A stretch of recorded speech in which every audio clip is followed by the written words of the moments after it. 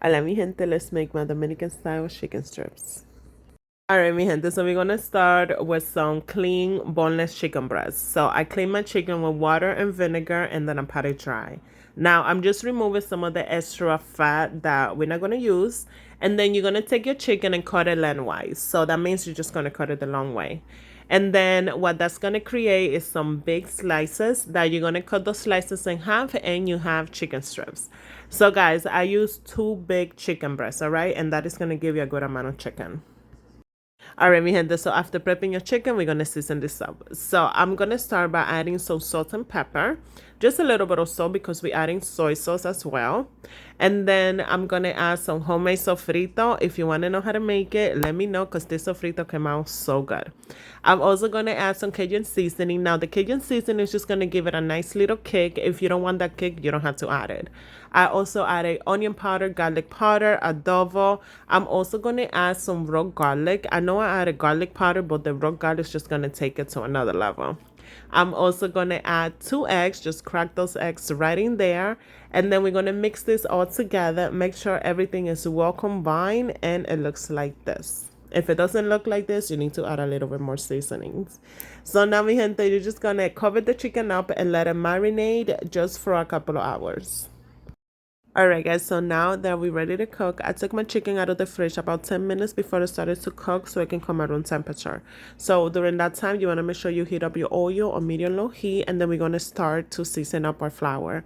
So I seasoned it up with some garlic powder, sazon, adobo. I crushed some oregano. Make sure you crush it in between your hands to release the flavor.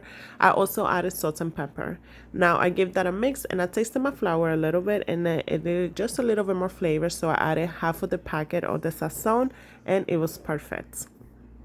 Alright guys, so we're gonna grab some of the chicken strips. Make sure you check some of the excess liquid. Now you're gonna drench it into that seasoned flour, quote all the chicken in there, and then we're gonna start to fry it. Now to know if the oil is good to go, you're gonna sprinkle some of the flour right into the oil. Now if you see that the oil is start to sizzle, that means that it's good to go. Now we're gonna start to add our chicken strips, and then you also wanna make sure you shake the excess flour, and then you're gonna fry it 8 minutes, turn it halfway through. Mi gente, make sure you're frying your chicken strips or your pechurinas. That's how we call it in the yard. Make sure you're frying them in batches because they're not going to get crispy if you overcrowd the pot. So I also like to put them in a wire rack once they come out of the oil. That's why I have that on the side.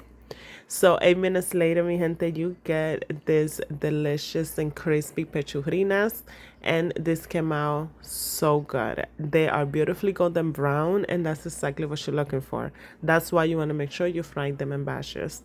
So now we're just going to finish frying this up, and remember you're doing it 8 minutes and make sure you turn it halfway through. Mi gente, these delicious Dominican style chicken strips are done. My pechurinas came out perfect. They were beautifully golden brown. I like to put them in a wire rack, like I said before, to keep them nice and crispy. And I like to also serve them with a squeeze on lime. And that lime just takes the flavor to another level. These pechurinas came out crispy on the outside, they're tender on the inside, and they are just so flavorful. You are gonna love them. Thank you so much for watching y buen provecho.